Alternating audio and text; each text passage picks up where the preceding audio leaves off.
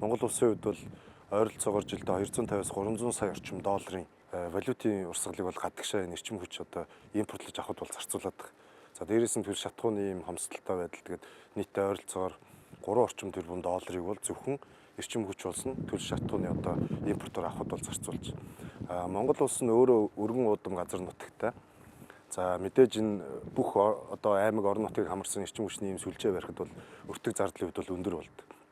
За тархмал их үүсвэрийн хувьд бол өөрөө давуу тал нь юу юм бэ гэхээр ийм урт шугамуудын алдагдлыг өөрөө нөхөж байна.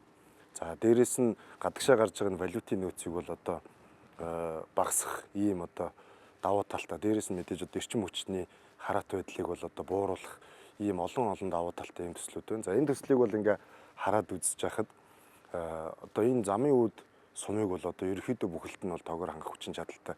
Тэгээ илүү гарснаа дээрэс нь төвийн сүлжээ рүү буюу одоо хот руу те бусад одоо эрчим хүчний тусгалттай байгаа сүлжээ рүүгээ нийлүүлэх ийм одоо өндөр ач холбогдолтой ийм төсөл байна.